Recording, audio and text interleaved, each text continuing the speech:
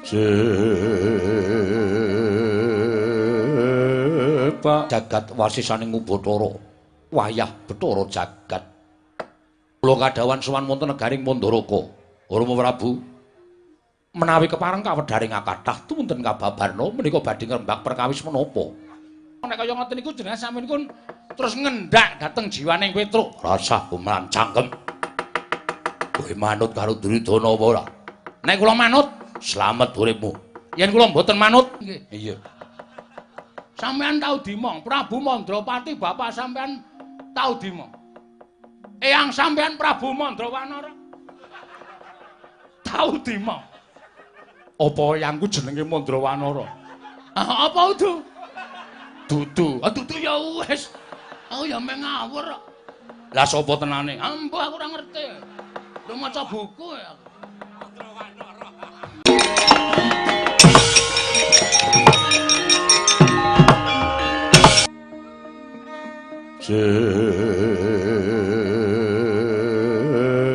Jepak puspiteng udyana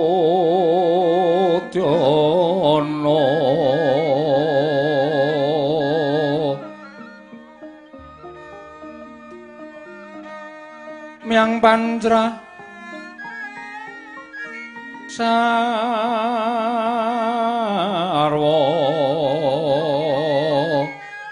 Rukma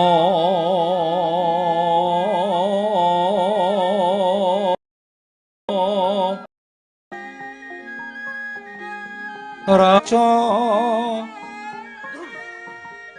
leliwaran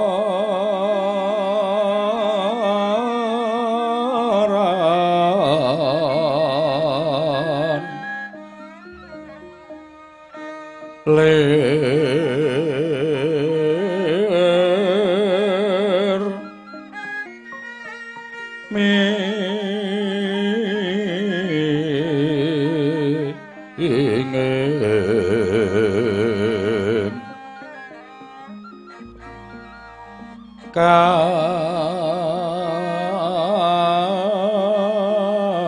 katiuping maruta maruta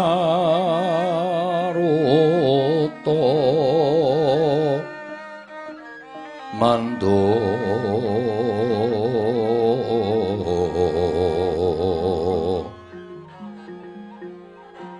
saparan mangambar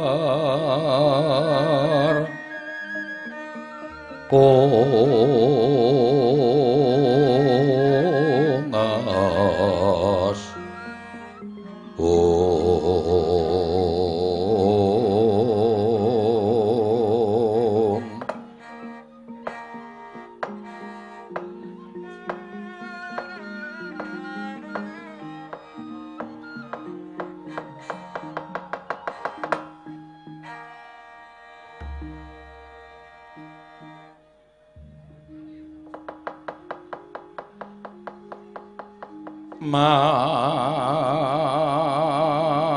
mangkyo darajating praja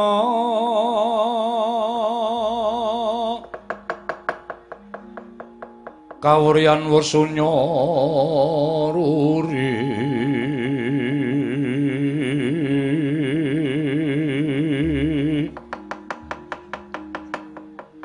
ora mangrehing ukara karana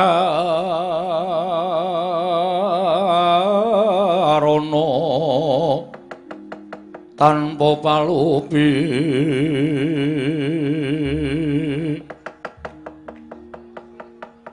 atilar silastuti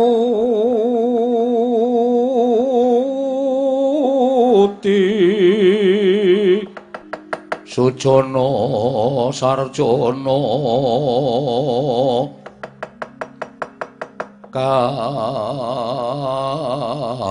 kalulun kala tida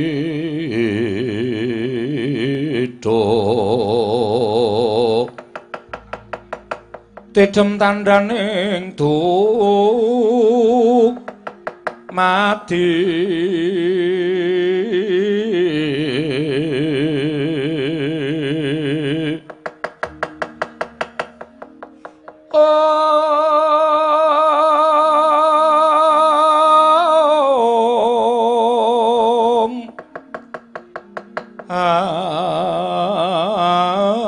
andayeng rat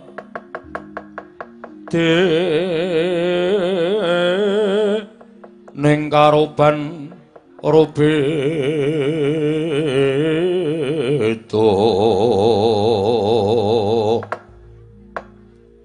om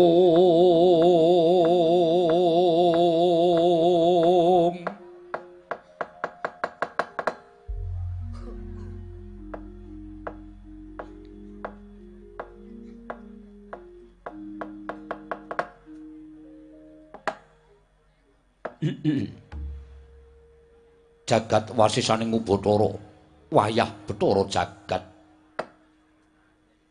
persasat kaya dene kejugrukan wukir sari kelepaning samudra madu penggaling nata ing Mandaraka ora kaya dina iki bareng panjenenganing sun sumurup marang rawuh anakku mantu ing padha mlumpuk ana ing projeng Mandaraka jumbuh kelawan awala ing wis ndak paringake marang Tiyang Agung Mandura putraku ing Stinapa dene anakku ing Awangga.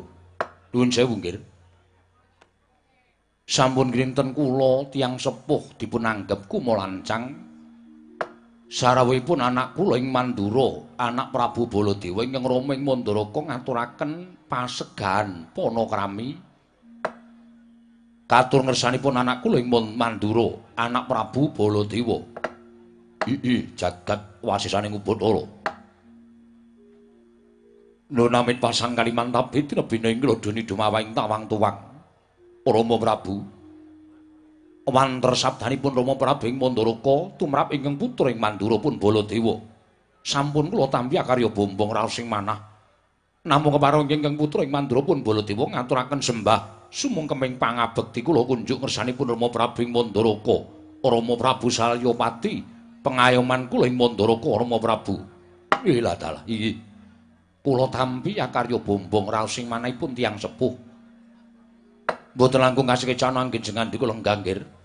Anak Prabu Mandura, anak Prabu Baladewa. Sampun boten kirang prayogi bisawanipun ingkang putra ing Mandura. Rama Prabu ing Mandaraka. Rama Prabu Salyapati. Karna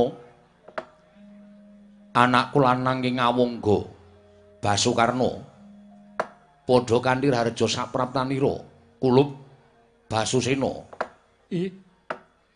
Nunamit masang Kalimantabi tinebina ing ladoni dumawahing tawang tuwang Rama Prabu wanter sabda pangandika paduka Rama Prabu ing Mandaraka dumateng ing putra pun Karna tansah pinanganing kawidadan ing Sambikala sawanipun ingkang putra pun Basukarna nir ing Sambikala namung kepareng kula ngaturaken sembah sumungkeming pangabekti kula kunjuk sandhap padha paduka Rama Prabu ing Mandaraka Rama Prabu Salyapati. Ya tak tampa gawe gedhening ati ning wong tuwa ora liwat pangestu ning wong tuwa ing Mandaraka Tampanana Karna.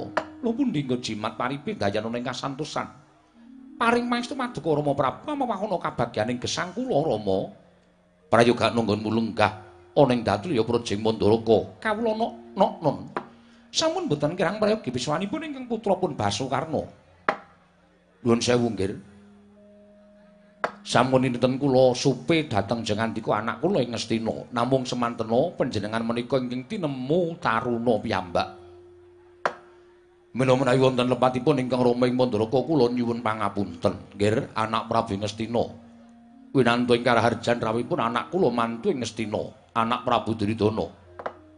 Rama Prabu tansah pinanganing kawidadan niring Sambikala sawanipun ingkang putra ing Ngastina pun Duryudana. Kepareng kula ngaturaken sembah sumangga pangabekti kula kunjuk ngersanipun paduka Rama Prabu ing Mandaraka. Kula tampi akarya bombong raos sing manahipun ingkang Rama ing Mandaraka boten langkung kasikecan wangginipun lenggah wonten ing Datulaya projeng Mandaraka mriki nggih. Sampun boten kirang prayogi biswanipun ingkang putra ing Ngastina pun Duryudana Rama Prabu ing Mandaraka. Pati Sengguni prayogakna nggonmu ngadhep Harya Suman. Sampun mboten kirang prayogi pisowan kula wonten ngersanipun Sinuwun Prabu Saryapati. Nering sambi kula namung keparenga kula ngaturaken sembah pangabekti kula kunjuk sinuwun. Ya Suman ndak tampa. Ora liwat pangestuku tampanana. Kula pundi ingkang jimat paripin dayana ing kasantosan. Ya mung ngerti ingkang mestine nalindring Mandaraka Prabu Salya kang putra-putraku kabeh ana ing negara Mandaraka sejatine pancen aja melu cawe-cawe perkara iki yen ora tak keparengake kowe cawe-cawe perkara iki. Ngerti? Inggih. Ngestakaken dawuh. Tekamu ing negara Mandara iki ming nderekake marang panjenengane anak Prabu Ngastina. Dadi kowe ora tak wenangake melu campur tangan perkara ing bakal ndak rembug ana ing kedhating Mandaraka. Ngerti? Ngertos. Kowe lungguh sing kepenak diprayogakna nggonmu ngadhep ana ngarsaning ingsun, sepisan menen ora tak timbali aja mong. Inggih. Padake wong bisu. Meninggih ngestakaken dawuh Sinuwun Prabu Mandaraka menapa ing sampun paduka dawuhaken badhe kula candhingga jimat. Nuwun sewu Rama. Sampun kinten ingkang putra ing Mandura pun Baladewa munggel pangandika paduka Kanjeng Rama Prabu Ewa semanten. Kaslaknata ing raos sing entan bangkit pinambeng. Dene kula nampi nawala bilih kalenggan sak mangke kula kadhawan sowan wonten negaring Mandaraka. Rama Prabu menawi kepareng kawedharing kathah tumunten kababarna menika badhe ngrembak perkawis menapa. Teka Anjanur Gunung Kadingaren paduka Rama Prabu Mandaraka kepareng amiji pisowanipun ingkang putra ing Mandura pun Baladewa. Kula nedya nganglungaken jangga nilingaken karna. Semanten ugi kula Rama. Gawa raos sing maneh ingkang putra pun Basukarna dene kula katimbalan sowan wonten negari Mandaraka. Menawi kula badhe nampi kewajiban kadhawan beto barang ingkang awrat tuwin lumampah ingkang tebih. Ingkang putra mboten badhe suwala nedya mastuti dawuh paduka Kanjeng Rama Prabu Mandaraka. Mila semanten tumunten kula cumadong dawuh midhanget sabda tama paduka Rama Prabu Mandaraka kepareng kula nganglungaken jangga Rama Prabu. Nuwun sewu. Semanten inggih ingkang putra ing Ngastina Rama kepareng paring dawuh badhe wonten rembag menapa dene jengandika Hanung Rama kepareng paring dawuh miji sowanipun ingkang putra ing Ngastina menawi kepareng dinten samangke tumunten hamba baron ingkang sejati kula nedya nelingaken karna supados sampun ngantos duna tungkap panampinipun ingkang putra ing Ngastina pun Duryudana. Rama Prabu Mandaraka panjrah ingkang puspita rum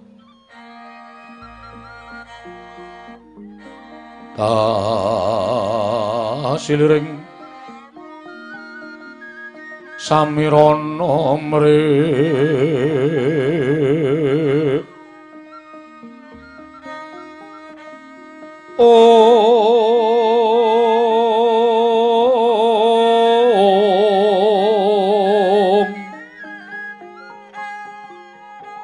sekar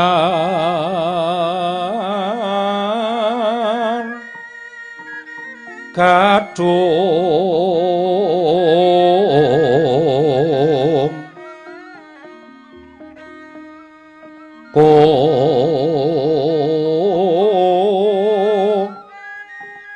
ngas kandanyo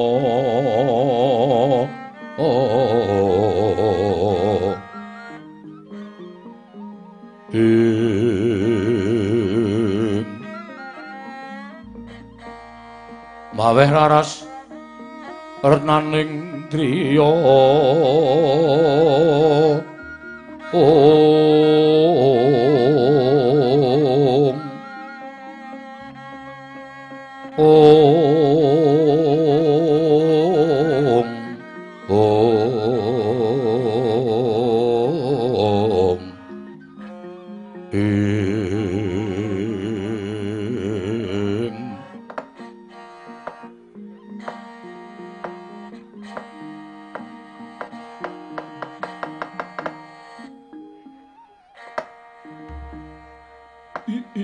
Jagat Dewa Bathara jagat pangestunggur. Sareng kathah ingkang munjuk atur sanipun ingkang Rama ing Mandaraka. Tiyang Agung Mandura. Anakku Karna menapa dene anak Prabu Ngastina. Wonten wigatos menapa Rama dene jengan dewa Kanjeng Rama nimbali dhateng sowanipun para putra sedayanipun. Nuwun sewu nggih. Gumaregel manahipun tiyang sepuh. Sawetawis saderengipun kula mbabaraken menapa ta sababipun dene kula wantun ngrawuhaken para nalindra ingkang pernahipun menika sedaya anak kula mantu. Estunipun kula menika sampun kewowoken. Kula menika sampun kewowoken nyawang dhateng gumlaring jagat.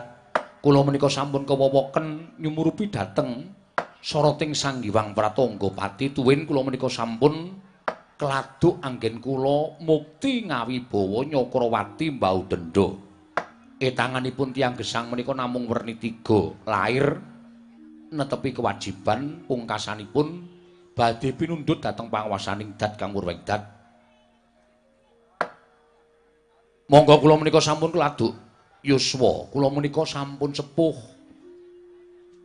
Wonten pundi malih purukipun tiyang sepuh kejawi namung ngentosi dhateng timbalanipun ingkang ngakarya luka. Kula nggadahi negari ingkang semanten wiyaripun wujudipun negari Mandaraka. Ngastina lan sak piturutipun menika nalika dereng wonten lan dereng ketingal kuncaranipun menika kawon kuncara kaliyan negari Mandaraka. Muncer-muncere Prabu Salya nalika semanten Nalindra Ngastina dereng ketingal lan Nalindra sanesipun dereng ketingal. Mila kula menika sampun rumang ngraosaken mukti ngawibawa Nyakrawati Mbau Denda, kula wis ngrasake dadi wong kaluka, kula wis ngrasake dadi wong sugih, kula wis ngrasake dadi wong duwe pangkat. Saniki kula wis tuwa. Monggo anak kula wadon 3 ginarwa dening anak Prabu Mandura, Nalindra Ngawangga tuwi Nalindra Ngastina. Ingkang kalih inggih menika pun Burisrawa kaliyan Rukmarata. Menika sampun cinadang badhe pikantuk warisan saking ingkang Rama ing Mandaraka. Menawi negari Mandaraka menika kula paringaken dhateng Burisrawa. Monggo Burisrawa menika remenipun ngabotohan.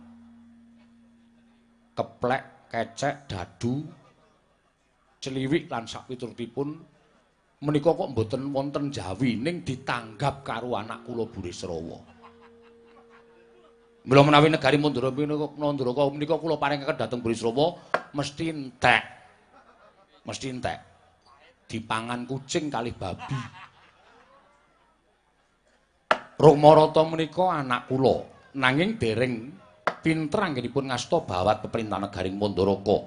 Pungkasanipun sareng kula pitang-pitang negari Mandaraka menika mangke badhe lumintir tansah njayeng bawana menawi negari Mandaraka menika kedah kula prail tegesipun sampun ngantos kula menika dipun senggo tiyang sepuh ingkang Bancindhe Banciladan.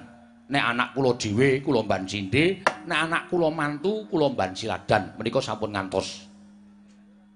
Mila anak kula piyambak badhe kula paringi sapirangan negaring Mandaraka, anak kula mantu sedaya ugi badhe kula paringi. Nadyan tumrap anak kula ing Mandura tuwin anak kula ing Ngastina, paringanipun tiyang sepuh menika mboten sepintena menawi katanding dhateng wiyaring negari Mandura tuwin wiyaring negari Ngastina.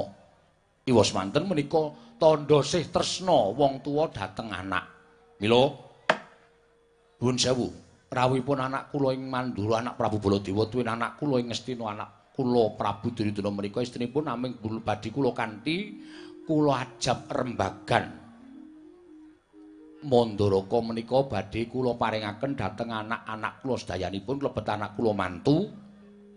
Tuwin kula badhe lengser ke Prabon mangke menawi sampun tumeka wahyaning mangsa kala.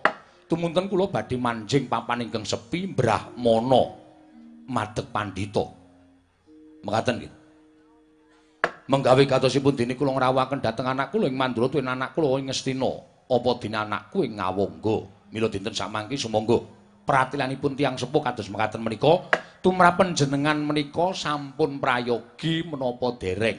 Merga arep kula niki wong tuwa ning kadang kula wong tuwa niku nek ngetokke pangunek-unek sok isih eneng ingkang kirang. Mila menawi wonten kirang monggo kula aturi genepe kaya ngapa kula badhe midhangetaken sabdanipun anak kula mantu ing Mandura tuwin anak kula mantu ing Ngastina. Jagat Dewa Patra jagat pangestu ngoro. Nuwun sewu. Boten teges kula menika badhe andhuwa dhateng pikajenganipun Paduka Kanjeng Rama Prabu Mandara namung semantena. Menawi dipuntingali saking mriki tuwin dipuntingali saking babakan yuswa. Rama Prabu menika tasih ketingal gagah. Rama Prabu menika tasih ketingal sembada minangka dados pengayomanipun para kawula sanegaring Mandaraka. Nanging sabab menapa mekaten ya sing pangandika Paduka Rama Prabu Mandaraka. Menawi babakan perkawis menika kula namung rumajang ewa semanten, kula nyuwun kanthi sanget supados sakmangke Rama Prabu menggalih babakan Paduka piyambak anggenipun paring dawuh ing mekaten menika kala wau nyatanipun Rama Prabu dereng anggadhahi inggih menika wujudipun gerah utawi raganipun Paduka Rama Prabu menika tasih ketingal sembada.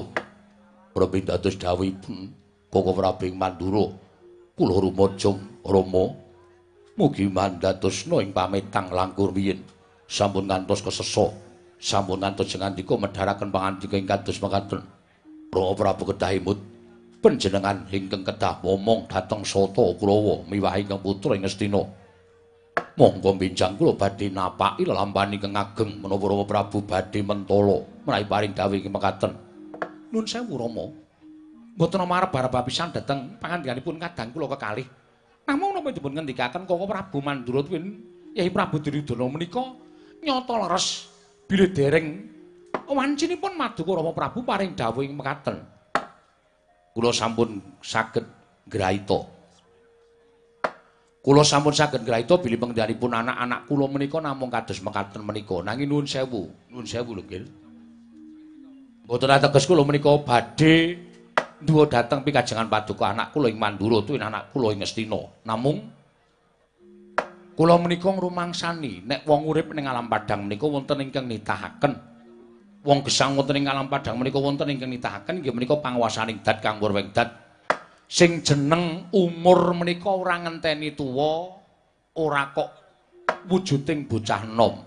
Nanging menawi sampun pinesti dening panguwasaning dat kang wurweng dat, pinundhut dhateng ngersaning Gusti Ngakarya Luka tumrap kula menika sampun titiwah yaning mangsa kala.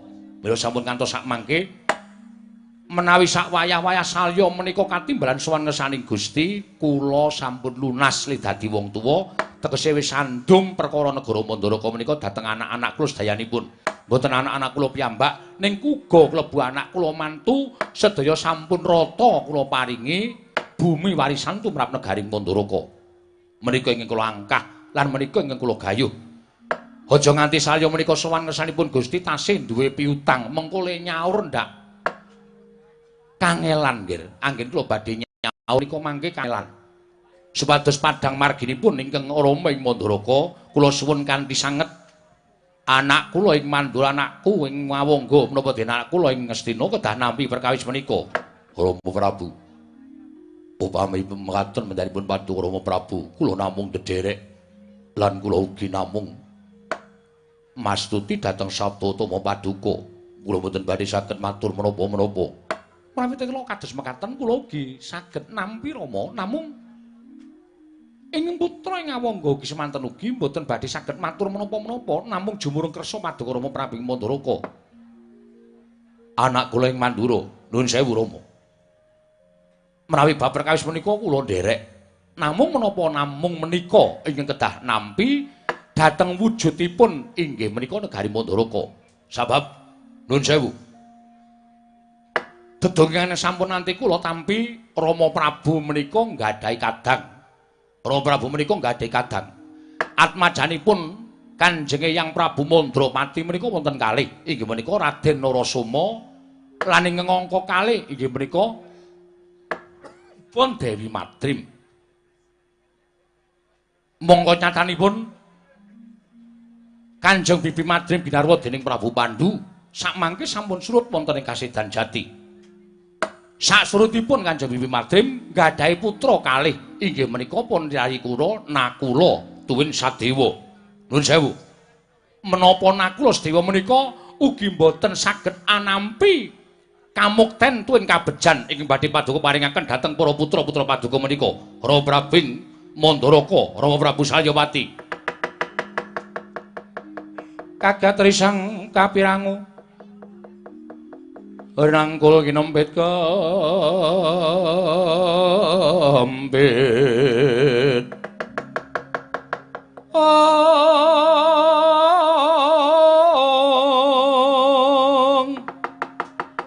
dosang reknaning bawana ya si tukang malang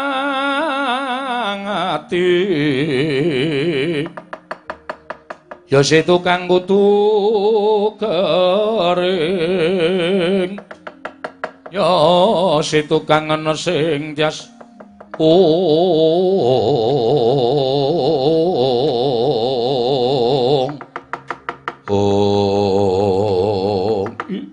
jagat Dewa Bathara jagat pangestu ngoro wiladal. Nuwun sewu nggih. Sareng jengandika anakku ing Mandura tiyang agung Baladewa paring dawuh mekaten biar padang trawangan manahipun ingkang Rama ing Mandaraka. Kula lak sampun matur wongsal wangsul sing jeneng wong tuwa menika mboten selaminipun bener ning mesti ana ingkang kurang. Mila sareng kula matur yen ana kurange kula aturi genepi. Lah inggih menika ingkang kula kajengaken.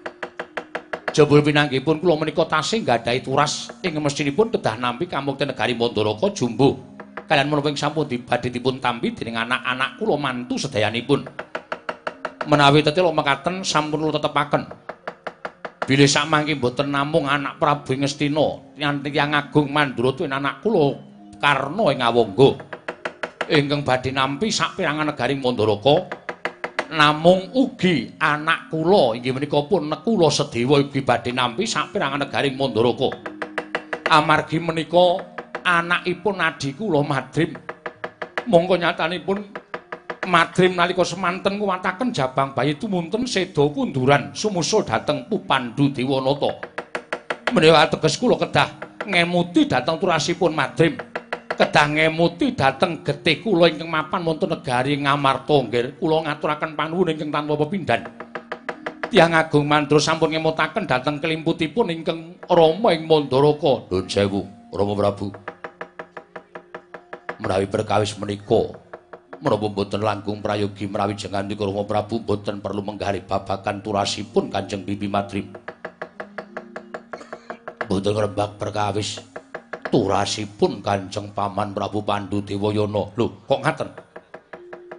Anak kula Ngastina anak Prabu Budaridana paring dawuh mekaten dasaripun menapa? Dasaripun nyatanipun ingkang tinemu jaler tuwin tinemu putra mantu menika namung kula.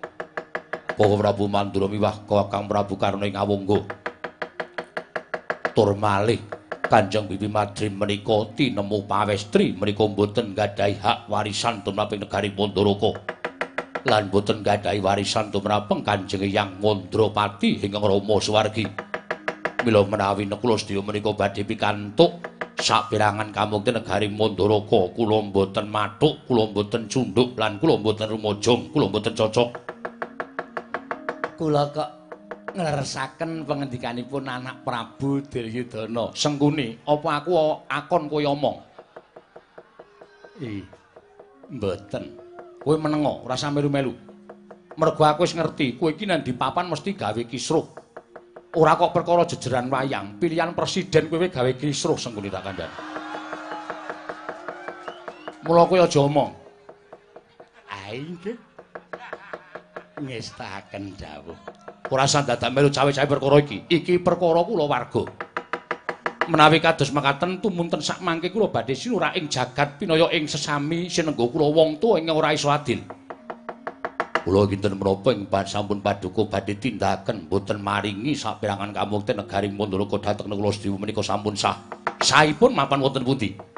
Sahipun Kanjeng Bibi Madrim menika tinemu pawestri tegesipun boten gadahi hak tumraping warisan negari Mandaraka. Ning kula rumangsa dititipi anak kula Nakula Sedewa menawi jengandika Kanjeng Rama ing Mandaraka namung perkawis dipun titipi menika boten sinerat wonten kekancingan pranatan kedaton negari pundi kemawon. Tiang dititipi menika nek kelingan ya apik, nek ora kelingan ya ora apa-apa. Tumrap kula kados mekaten. Mila sampun ngantos menggalih babagan perkawis menika, kula suwun kanthi sanget piranganipun negari Mandaraka menika kedatipun paringaken dhateng putra jengandika ingkang saestu lan putra mantu jengandika sayanipun. Nekula Sedewa menika dudu anake Prabu Salya, dudu apa-apane Prabu Salya, mung anake Dewi Madrim menika tegesipun boten gadhahi hak tumraping negaring Mandaraka. Ing rekat lampahing rata tanpa antara prapting sukune ngarga.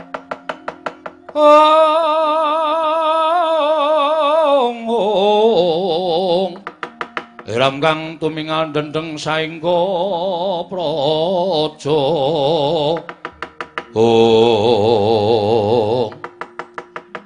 Gumarenggeng kang samya imbal pangandikan madaning datulena garing Mandaraka. Nalika semanten katrenjo geger njaba, apa to kang dadi darunane? Ora ana macan sukrangke Gajah Mada saka Wandilan. Kejawi namung utusan saking kasatriyan Bumira Tawu. Kasatrinipun Raden Sedewa nenggih abdi kinasih negaring Mandaraka iki ora petruk kantong boleh ngrepebeh pindha sata metarangan.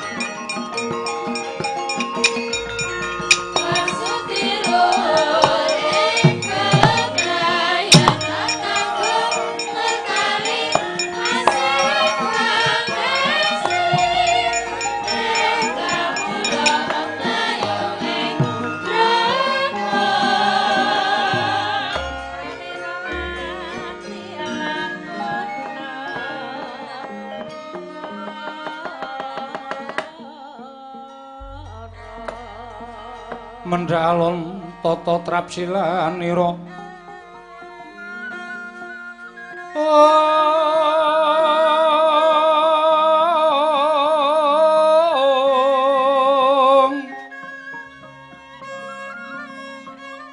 Ngajomaken astanira kalih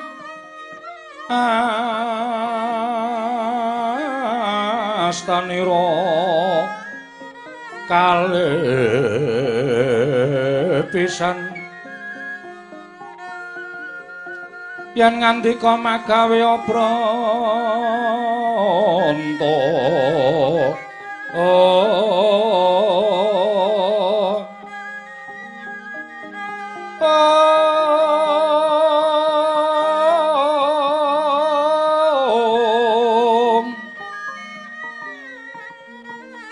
yen ngandika magawe obranta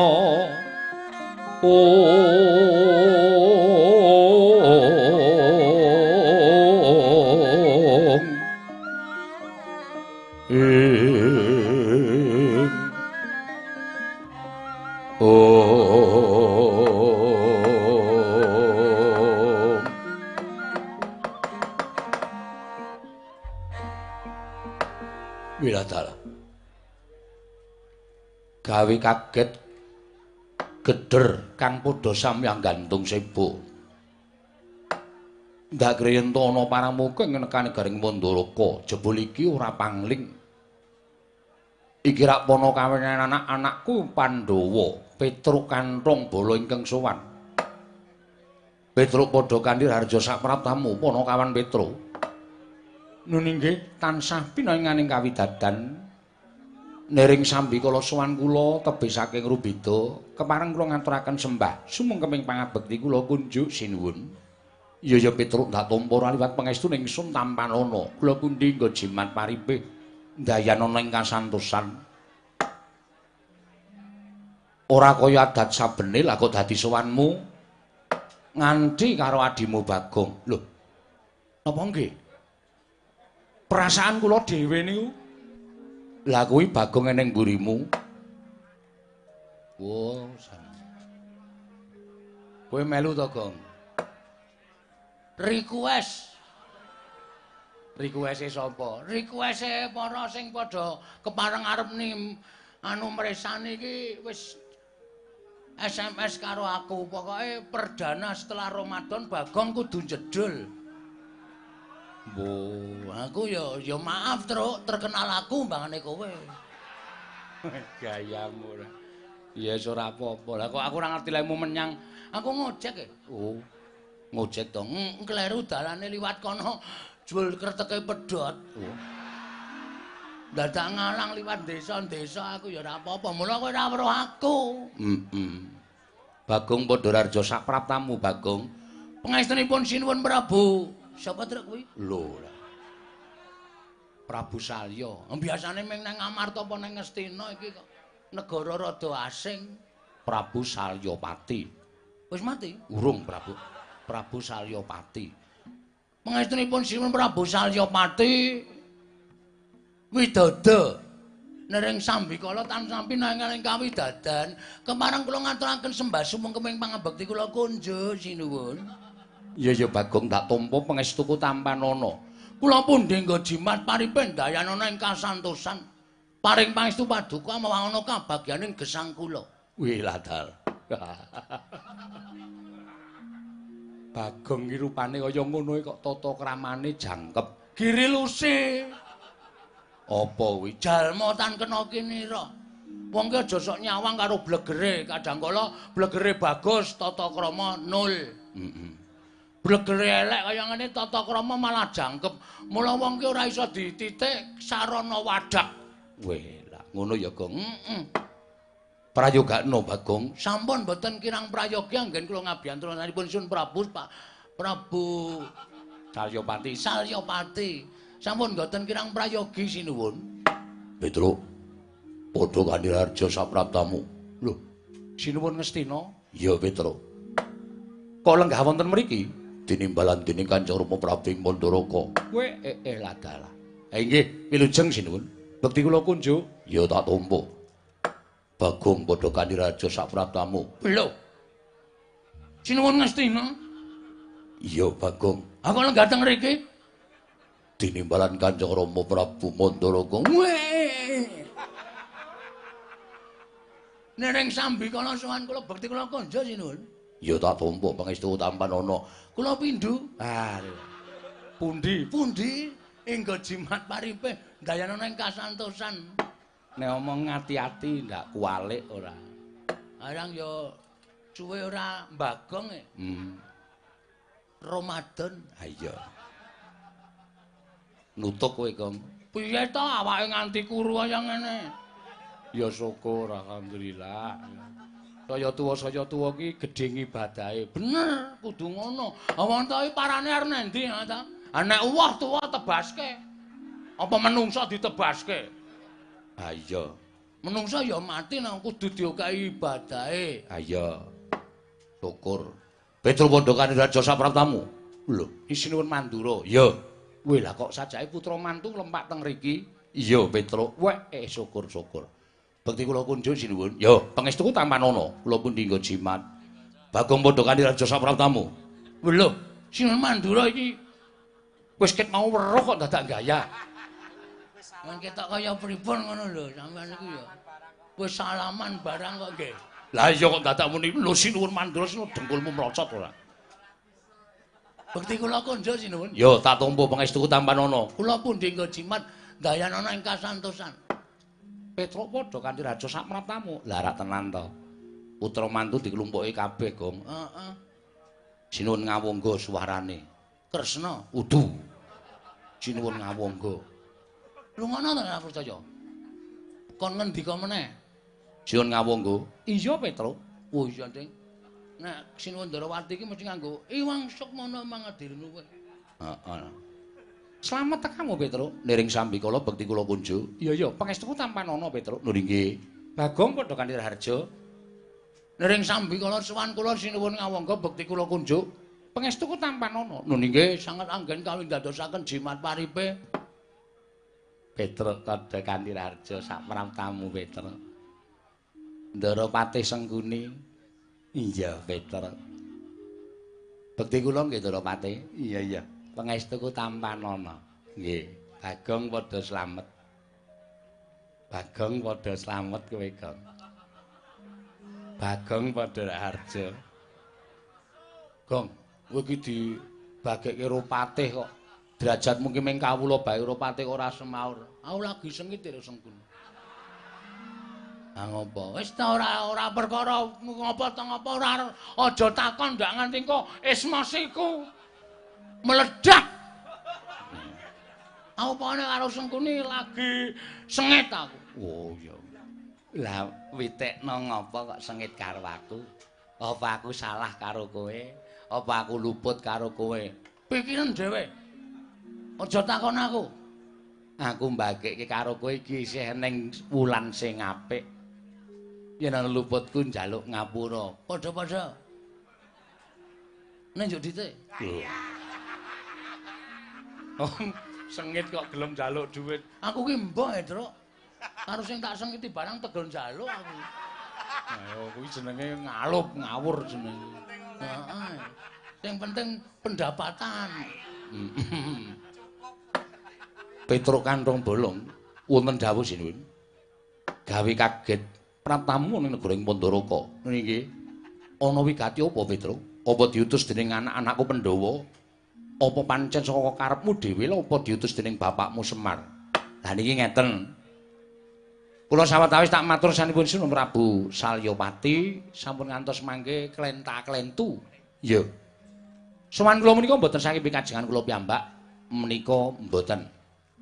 Dipun utus Bapak Semar mboten. Dinutus para Pandhawa mboten. Mugi kawuningan sowan kula menika dipun utus dening ragiling Pandhawa inggih menika Raden Sedewa. Lho. Anakku Sedewa ngutus marang Petruk nggih.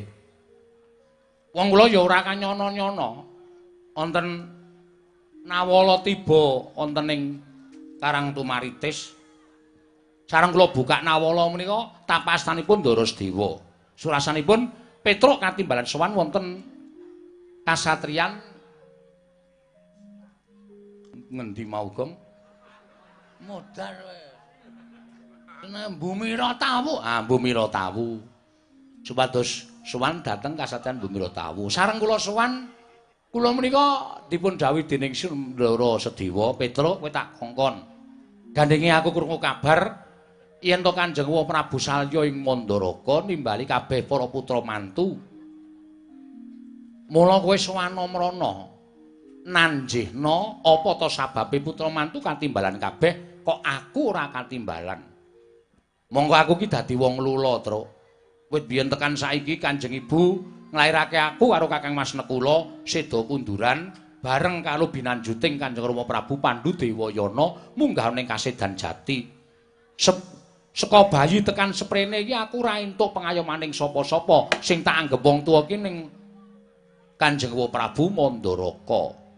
Ah mula kowe sowana mrana nanjihna kok Prabu Mandura, kok Prabu Duryudana, kok Prabu Karna ditimbali sowan, kok Nekula karo Sedewa ora ditimbali sowan, kuwi sebabe apa? Apa pancen Sedewa kuwi ora pinutrakake dening Nalindra ing Mandaraka? Apa pancen Nalindra Mandaraka wa Prabu Salya kuwi ora nganggep anak karo Sedewa?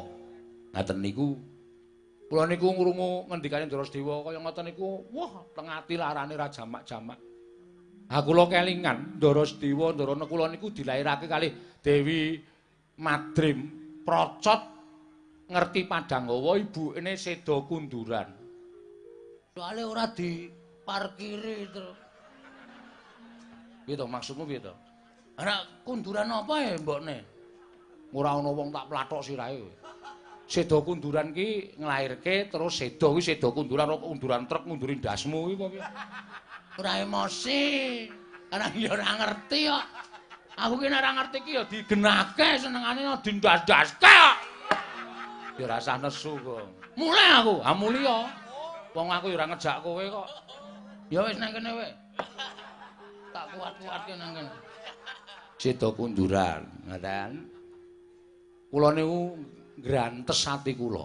Mila tanpa taliwara, tanpa pikir panjang. Kula terus sendika Ndara, dinten iki kula bidal. Lah kok ora ngerti ni Ndara nggih nimbali sik. Niki cedhis bintang samudra niki.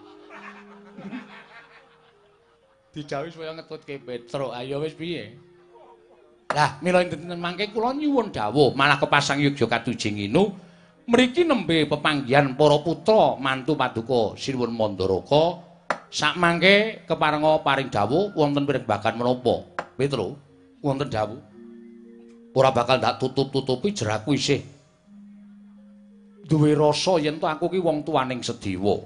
Nggonku nimbali kalawan anak-anakku mantu kabeh mau sak temene besok upama aku wis kundur marang Kasedan Jati, negara ing Mandaraka iki aja dadi rebutan. Negara Mandaraka iki bakal tak paringake marang putraku, ya kuwi putraku sejati. Si Bresra lan Si Rukmarata padane putra-putraku mantu, malah iki mau rembugan kalawan atmajaku Tiyang Agung Mandura. Yen to aku isih duwe anak, ya kuwi anake adhiku Madrim ing wis tak anggap kaya anakku dhewe. Merga nalika bayi wis dadi bocah lula, ya kuwi Nekula Sedewa. Mula wektu dina iki Nekula Sedewa lagi bakal dadi rembugan entuk negara Mandaraka ingkang saprapirane apa ora. Lho, mestine angsal. Mestinipun angsal. Wong Sinuwun Prabu Mandaraka sampun nganggep bilih ingkang putra Ndara Nekula Sedewa menika putra panjenengan piyambak. Nek nganti panjenengan menika maringi warisan dhateng Sinuwun Mandura, Sinuwun Duryudana, Sinuwun Prabu Karna, kok putra panjenengan Ndara Nekula Sedewa ora mangparingi niku tegese sampeyan ban cindhe ban ciladan. Akeh para kawula sing padha ngrasani, lho, Prabu Salya kok dadi kaya ngono. Monggo Prabu Salya iki rumangsa dititipi putrane Ndara Madrim. Lah kok putrane Ndara Madrim Ndara Nekula Sedewa ora entuk warisan negara Mandaraka niku terus pripun? Lah niki dadi ombyaking para kawula sak negaring Mandaraka. Sinengga Prabu Salya menika sawijining nalendra ingkang banci ndemban siladan. Ngoten. Nek tumrap kula malah niki babar pisan. Tumrap kula lho niki babar pisan. Mbok menawa pun jumbuh kaliyan apa sing dirasake Ndara Sedewa, utusan Petruk menika sak tenane Ndara Sedewa wis krasa napa sing ajeng dirembug wonten ing pasewakan negaring Mandaraka. Mila kula minangka dados wakilipun Ndara Sedewa sak mangke kedah ngemutaken dhateng Sinuwun Prabu Mandaraka kedah emut dhateng putra Ndara Nekula Sedewa supados boten ketang sak pro pintenipun nampi kambekten negaring Mandaraka. Menika saenipun kados mekaten, sampun ngantos panjenengan mangke dipun cacat dening jagat, dipun poyoki dening sesami namung babakan perkawis warisan negaring Mandaraka. Pancene bener ngono, Petro. Oh nggih, pancen kudu ngoten. Nek ora ngono ndak malah lho pripun to? Pun ngeten mawon. Sampeyan paring Jawa, ndarane kula niku entuk sepinten mengke kula sing ngurus sertifikate ya, Tru. Iki arep ngopo digonggu kok rumah sawu kok nyambut gawe kok senenge ra jamak-jamak to. Kowe ya golek turan sithik-sithik. Senengane kok golek turan ora. Nek miturut kula menika napa sing diaturke Petra menika pancen kepara nyata. Sampun ngantos Sinuwun Prabu Mandaraka menika dipun rasani dening kawula sak negari Mandaraka. Sebab tumrap kula Nalendra menika kedah adil ing samukawisipun nglenggahi tembung sama beda dana denda. Lha iki seneng aku nek wong mletik iki. Sama beda dana denda iki tegese apa? Sama beda dana lan denda. Inggih menika mboten kenging mban cindemban ciladan. Najan wong liyan kebrayan. Najan menika wong liyan kebrayan ning labuh tumraping negara kedah dipun pidana sawrat-awratipun. Kuwalik kok, kuwalik. Wong liya labuh negara dinehi apa jenenge bebungah. Wong liya labuh negara dipun paringi bebungah ingkang sakmurat kena labuhanipun ewadene nadyan sanak kadang mitra kawruh kulawarga piyambak nek luput tumraping negara kudu dipidana kalian menapa ing sampun dados kalepatanipun. Menika tumindak ingkang adil semanten ugi anggenipun panjenengan badhe hambagi warisan tumraping negari Mandaraka. Anak-anak mantu entuk kabeh kok. Nuwun sewu putrane Ndara Madrim mboten pikantuk menika mangke sampeyan badhe dipun raosi masjid-masjid ngumumaken nek Prabu Salya ora adil nuwun kawigatosanipun Prabu Salya mboten adil Prabu Salya mboten adil iya nanging iki mau ana ingkang ora nayogyani Petra sinten lho sinten anakku mantu ing Ngastina sajake ora lila yen to anakku Nekulasdewa entuk saperangan kamukten negara ing Mandaraka Petra. Oh, ayo mesti ya, Kang. Ha mesti. Ha iki apa sing aja-ajake menungso mburiku iki apa? Iki cangkeme eleke ra jamak-jamak lho, Tru. Wis tuwa ora golek dalan padang iki. Wis tuwa ora golek dalan padang iki. Tenan iki. Iblis iki, Tru. Lah kowe iki jane iki ngapa ta? Aku ki patih kok tok iblis-iblis ki. Kowe meneng kok sengkuni ora sampe melu-melu. Wek-wek modar kowe. Agong gedhinge kepati-pati tenan bangun nek arep. Asli aku. Tenan aku. Aku ki wong nanggape tak tawani kok. Tawani piye? Lakone sengkuni juweng mawon nggih aku. Oh to. Akeh sing rawani sajane dadak nganggo ndas kebo, Tru. Ah iya. Apa nggo ndasmu, Tru? Ndasmu. Mula do ora wani, Bratayuda ora saben sanggon. Oh iya. Ya wis ora apa-apa ya. Ngoten. Dadi panjenengan kudu madheg menangka dados Nalendra, aja gampang dibujuki karo wong kana-kana, aja gampang dibujuki karo sapa-sapa.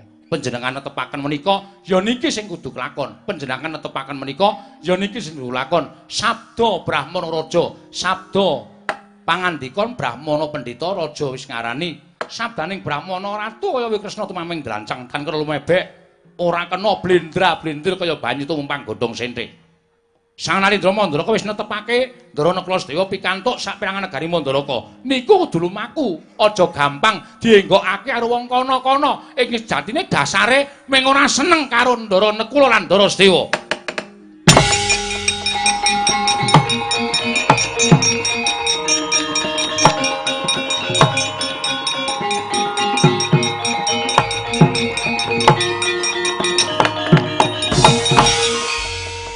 Jagat Dewa Bathara ya jagat pangestungkun. Menungsa ora tatanan. Petruk kantung bolong ora nyawang lan ora ngilu karo githokmu kowe iki drajating kawula, kowe drajating Panakawan. Nyer weteh gunemamu kaya betes sewu nebo pategalan. Ndrawili kaya grojogan. aturmu marang Kanjeng Rama padha karo kowe ngilani karo dadaning Ratu Ngastina. Apa kira-kira Petruk wis wani kembali marang panguwasaning Nalendra Ngastina? Yen pancen kowe arep duwa kekarepaning Nalendra Ngastina, tak anggap kowe wani karo keprabaning Ratu Ngastina bakal gedhe walate lan bakal gedhe hukumane. Ora gelem bali saka negara ing Mandaraka. Kandha karo Nekula Sedewa ora bakal entuk aja kok separo sakpro 16. Aja kok sakpro 16, sakpro 32 sedumuk bathuk senyari bumi ora bakal entuk kamuten negara ing Mandaraka.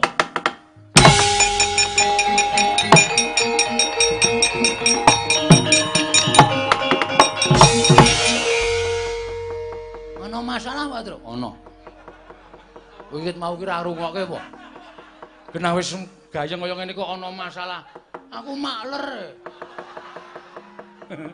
Kowe anggere madang terus makler cilakane nang kono kuwi. Ora kowe kok adu arep karo Sinuwun Ngastina. Ana muni piye? Petruk kantong bolong nek kowe wani nduwa karepaning Ratu Ngastina padha karo kowe wani ngelani dadaning Ratu Ngastina, kowe luput tumraping keprabon Ngastina. Bakal gedhe hukume. Ora gelem bali saka negara ing Mandaraka. Matura karo Ndaramu Nekula Sedewa, aja kok separo, sakpro 4, sakpro 8, sakpro 16, sakpro 32 ora bakal entuk negara Mandaraka. Sedumuk bathuk senyari bumi ora bakal entuk negara Mandaraka. Kuwi cangkeme sapa kuwi? Ratu Ngastina. Prabu Duryudana? Heeh. Oh ya wis. Tak kira nek wani ora. Tak kira nek cangkemmu. Arep tak sekop ora. Cangkem semene kok arep disekop. Aku saplae suwe ora mbagongi kaya idene iki muncul terus lho, Tru. Ngati-ati iki. Pokoke ora entuk dagelan ya sing nggo kurban wiyaga. Ha iya. Kanjur ngono we. Malang kerik Petruk kantong bolong. Mboten kok perkara malang kerik. Ning pancen dereng kula aturaken Sinuwun Prabu ing Mandaraka, estunipun anggih kula matur sanipun Sinuwun Prabu Mandaraka babagan kula nanjiaken perkawis pirembagan wonten negari Mandaraka meniki niki ming samudana. Ndara Nekula Sedewa wis prisa nek Sinuwun Prabu Mandaraka panci badhe paring kamukten negari Mandaraka dhateng putra-putranipun sedaya. Ndara Nekula Sedewa wis diparingi dawuh dening Sinuwun Prabu Mandaraka ewadene dereng dipun timbali wonten negari ing Mandaraka. Mula Petruk kinananjihaken dawuhing Sinuwun Ndara Nekula Sedewa nalika semanten cetha kula tampi Petruk Sawana. Aku nyuwun supaya aja nganti dilalekke dening Kanjeng Prabu ing Mandaraka. Ora ketang mung sethithik, ora ketang mung sedumuk bathuk nyari bumi, Nekula Sedewa njaluk kemukten negara Mandaraka jumbuh kala ngendikane duk nalika semono. Merga Prabu Mandaraka wis tau paring dawuh yen to bakal menehi kamukten negara Mandaraka marang Ndara Nekula lan Sedewa. Nek sampeyan nuwun sewu putra mantu kok duwe terus ngereh karo sing bakalan ndumarisan iku cara pundi kula tak takon. Nek sampeyan iku putra mantu kok ngereh karo sing arep andun warisan iku cara pundi kula tak takon. Nek sampeyan iku putra tenan niku duwe hak. Ning gandeng sampeyan iku mung putra mantu, sampeyan nek ora ngepek Ndara Banawati ora bakal dadi putraning Sinuwun Prabu Mandaraka. Ngoten. Dadi napa sak dawuh perintahing Sinuwun Prabu Mandaraka niku panjenengan kudu mastuti dawuhipun Sinuwun Prabu Mandaraka. Merga niku wong tuwa sampeyan. Ora kok sampeyan ngereh marang Sinuwun Prabu Mandaraka menika nuwun sewu menika kleru pranata utawa tata cara ngundi mawon boten ngaten menika. Aja ngegoke dhewe sampeyan Alindra Bungwinatara. Aja ngegoke sampeyan iku ratu mblegedhu brewu lho. Terus sapa-sapa tok salahke, sapa-sapa tok klerokke. Sapa-sapa tok anggep ora padha karo sampeyan tok klerokke niku ora pas. Ha ta, Gang? Aku lagi ngematke sing ngandum dos e. Oh. Kono minggat kono. Iki wayangan apik-apik kok kowe iki ning kraton kok ngematke wong dum dus-dusan. Aku diliwati e. Aku iki mbabong karo ngemplok. Ayo golek kesempatan. Golek kesempatan ora. Niku cara pundi kula tak takon. Nek kaya ngoten niku Petruk ora trima, nek kaya ngoten niku jenengan sampeyan niku terus ngendak dhateng jiwaning Petruk. Rasah kumalan cangkem.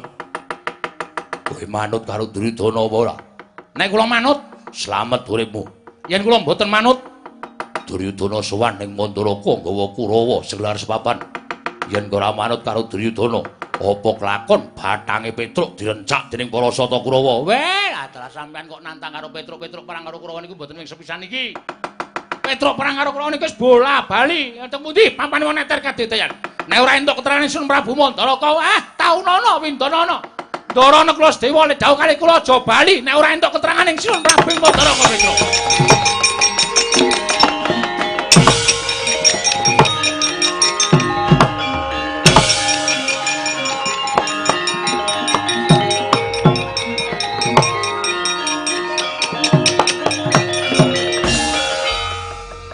Lah kok dadi Bagong ora melu metu?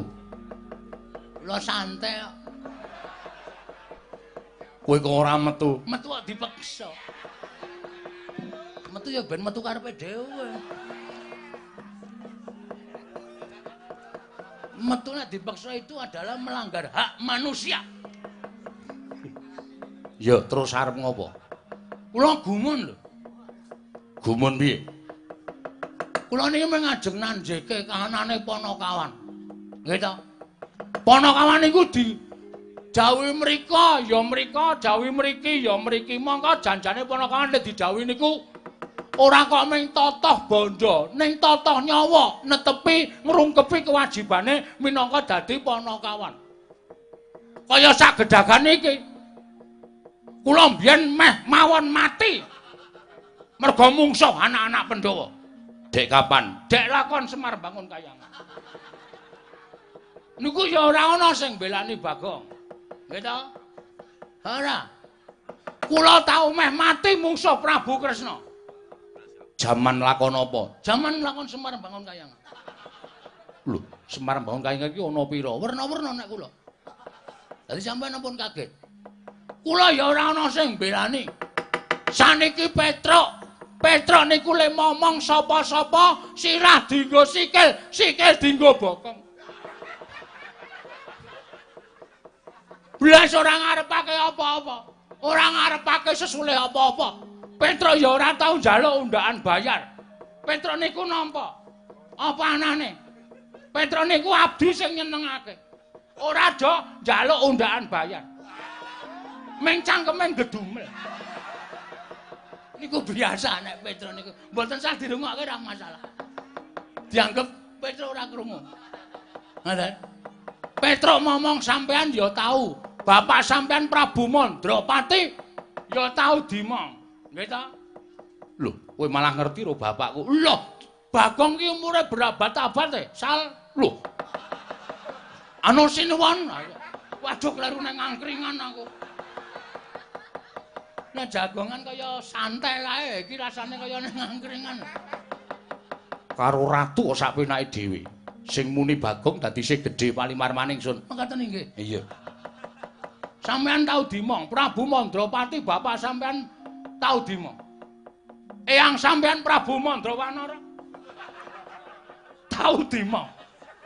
Apa eyangku jenenge Mandrawanara? Apa udu? Dudu. Dudu ya wis. Aku ya meh ngawur kok. Lah sapa tenane? Ambuh aku ora ngerti. Lu maca buku ya. Mandrawanara ki tembang kok. Wah iya Deng lah. Bajingan. Ngawur aku ki suwe-suwe. Tau dimong. Niki apa? Prabu Baladewa apa? Tau ngrasake dimong karo Petruk. Jaman urip teng Widara Kandang. Digoleki Kangsa, nggih mboten? Yo. Sampeyan jaman kono nek ketemu Kangsa wis ora urip tekan saiki. Ha to? Yo. Mergo sampeyan wedi karo Kangsa. Ora perkara wedi. Ha iya wedi wae. Nek ora wedi mesti ora gelem disingitke ning Widara Kandang. Sampeyan dadi wong tani, pendak esuk mikul garu luku. Gawa kebo ngluku teng sawah, sing ewangi ya Petruk, sing ngajari ya Petruk. Sampeyan iso tandur, iso ngerti ilmu bab pertanian. Sing ngajari ya Petruk. Iya ora? Yo. Matine Kangsa Petruk ya melu berperan. Ya aku kelingan. Nggih. Sampeyan ora direwangi Petruk, ora bakal sampeyan iso kaya ngene. Prabu Kresna nika ya dewang karo Petruk. Adimu Ndara Bratasimping. Bratajaya. Bratajaya. Niku nek ora diwangi Petruk ora rabi karo Sarmadi. Anu kuwi lho, sapa Janaka kuwi? Permadi. Ha, Permadi. Ayo piye? Kabeh ki labuhane Petruk. Dadi aja sampe nae dhewe. Lah saiki aku tak takon karo kowe. Lah kok dadi Petruk arep diajar Duryudana, arep dikrubut Kurawa, kok sampean tanpa duwe perasaan belani karo Petruk. Terus perasaan sampean sebagai manusia lumrah itu di mana? Nanti kula tak takon perasaan sampean Petruk ngomong sampean ora njaluk apa-apa. Petruk saniki cilaka kaya ngono. Kok sampean meneng wae niku? Sampean niku menungso duwe perasaan apa ora kula tak takon?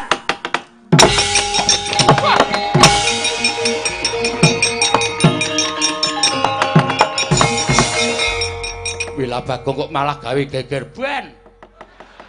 Wah, kisruh kabeh iki. Engko arep ngobong Prabu Karna. Prabu Karna wis mlayu metu kari sengkune dupaki cangkem. Ya aku nek ora lunga sik ngrekas. Men. Ngoten niku, kudune wong niku duwe perasaan nggih ta. Wong ki nek ora gelem dijiwit aja sok jiwit. Wong ki nek ditata kramani mesti tata krama. Niku perasaane menungso mlaku kaya ngoten niku. Nek kula teng dalan ora uluk salam karo wong, kula takon alamat tanpa medhun saka kendaraan, mesti le mangsul ya sapenake dhewe. Ning nek takon medhun saka kendaraan, dalem sewu nuwun sewu menawi wonten ning dusun Prebutan menika, mreginipun pundi nggih, Pak? Mesti le mangsul oh nggih, mrika meniki ngeten, terus mengke ngiri. Andilalah wong iki nyunggi napa niku? Nyunggi suket. Oh. Lek ngabane nganggo bokong, niki ngenten, niki nggo kiri, nggo kanan. Oh ngece le guyu iki gitu. Kaya ora lahir batin gitu. Ngoten. Nggih ta? Iya bener. Anu mangsa kula kok wong do dilabuhi kok ora krasa. Kula ya gumun lho teng mriki enten. Teng mriki ana piyayine. Nek ya meger-meger tanpa mobah, tanpa mosek. Kula gumun, Nalendra Gong Binatara kok blas ora duwe perasaan. Niki enten lho sing tunggal mbok karo Pandhawa. Tunggal mbok. Ming sayange dheke dok nalika lahir niku dibuang teng Kali Oya. Ganggo.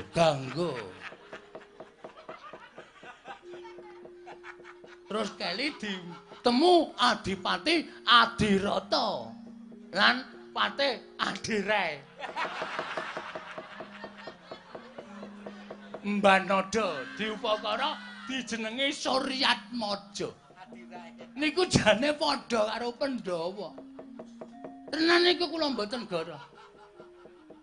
Ning teng mriki kok blas ora duwe perasaan tresna karo Petruk. Monggo Petruk blas durung tau ngomong karo kuyayine.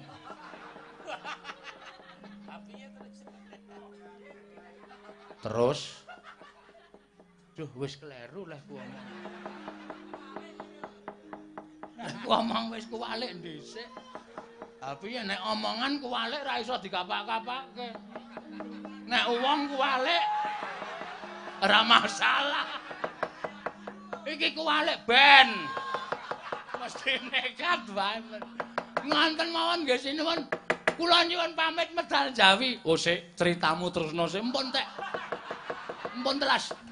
Pun mboten nonton pikiran ajeng crita napa-napa. Ora kudu tok terus ora tok terus tak pateni nang kene iki. Piye ta iki? Ameng Bagong arep dipateni iki njur ana wawana apa nek Bagong dipateni ya ora ana dipateni. Kula tak mbelani kalih Petruk. Petruk nek mboten kula belani dikroyok Kurawa 100 cacahe Petruk ming ijen mokal kelakone ana wong siji kok iso menang karo wong 100. Kula nyuwun pamit tambahe pangestu. Sing ati-ati aja kaya bocah cilik Bagong. Ning aja gawe geger kanan Mandaraka. Nggih nggih ngestaken Jawi. Nyuwun pamit sinuwun. Iya, sing ati-ati. Kula tak medal Jawi. Nek mboten medal Jawi cilaka tanggung jawabe gedhe sini. asli niku. Kuwi karepe piye? Panjenengan mboten paham? Ora. Ya wis ora digagas. Lah malah ngrekoso. Nyuwun pamit sinuwun. Ya sing ati-ati aja kaya bocah ngono niki. Kula tangi-wangi Petro, mokal kelakone ana wong siji rumput wong 100 menawa wong siji. Petro mesti mati, nek Petro mati kula kelangan. Iya, metu njaba. Nun niki nyuwun pamit sinuwun. Sing ati-ati aja kaya bocah cilik. Niki nek kula mboten ninggal medal jawi. Niki mboten ajeng kelakon. Rama Prabu, piye Karna? Kagungan arta sedasa. Nek 10 aku ora duwe, nek eketan ana. Nah, niku sing kula karep. Wong edan nyonya. Tampan ono wis gek minggat ngono. Gawe geger, ora ning Ngastina, ora ning Amarta, ora ning Mandaraka kok sing jeneng Bagong kok mesti kok senengane ora. Iki sih dadi keke ora. Ning areng ngulungke kok dubeng-ubengke. Nyo. Masa aku ki ndek anak bojo kok badan ming sak 20. Kuwi wae kelas tak sedekahke pas salat Id. Anakku do nyengah, bojoku nyengah mbok men. Sing penting fitrah. Zakat tak pentingke. Mergo zakat itu mengeringankan sakaratul maut. Ngono ya nggih, niki sekedhik wejangan. Iya, iya. Dadi panjenengan dadi Nalindra iki aja cetil. Sok menehi wong sing ora duwe. Sok menehi wong sing kurang apa-apane. Diparingke bondo donya sampean. Bondo donya sampean, duit sampean mang simpen ora dadi emas. Nek mang bagek-bagekke dadi pahala. Iya, Bagong. Nggih. Niku meringankan sakaratul maut. Iya. Dong mboten tegese. Tegese piye? Nek wong ora seneng zakat, ora seneng mene-mene, iso nek arep mati ki nyawane didudut ki rasane. Ning ana sing piyayi didudut nyawane kalau malaikat ki mesem. Les. Oh ngono nggih. Niku tegese meringankan sakaratul. Didongke. Nyo, iki ana 400. Sukses. Ning kuwi tenan to, mbok menawa. Nek ngendikaning para kiai pancen ngoten niku ning nek asline ya apa ora, ya mbok wong kula durung tau nglakoni mati kok. Kuwi la dalam diwedeni ngono kok kena 400. Saman percaya mboten ora? Meringan ben enteng ya ben ora ya ben. Matiku sesuk ning pabaratan. Matiku sesuk kena pusaka kuwi sing tak anggap mati ingkang sejati. Wah ya wis. Ora mungsuh malaikat. Lho, perkara kuwi gumantung marang panguwasane Gusti sing jeneng wong mati iki mesti nyawane dipethuk dening malaikat. Ning patiku tak jaluk sesuk aku mati dadi satru sejati, mati ning pabaratan. Oh iya, apik kowe. Ya wis. Sing jeneng wong gegeki karo kewajibane iki ngono kuwi. Ning wong zakat. Wong menehi kuwi pahalane iso dilipatkan sampai 1000 kali. Niku tenan, uripe dadi enteng. Percaya mboten? Nek ngomongane Bagong aku ora percaya. Nek omongane para ulah agama, omongane para kiai aku percaya gandeng sing ngomong Bagong ya nuwun sewu ora tak anggap ngono wae. Oh ya wis, aku ya ora percaya. Karo ngomong aku dhewe wis sesake nggih kula tak medal. Kanggo rak bali meneh. Rekku tiba. Arep nyumet rokok kok gagah-gagah kok ora ono rek. Karna wonten maring adhahu. Perkara iki kriwikan dadi grojokan geguyon dadi tangisan. Namung Paduka Rama Prabing Mandura iki saged kedugi lan sak mangke saged menggak dateng geger wonten Madanir Garing Mandaraka. Ya. Bocah tumenggungan tak jaluk suwane Atma Jakuruk Marata nuli ngestaken dawuh Kanjeng Sinuwun.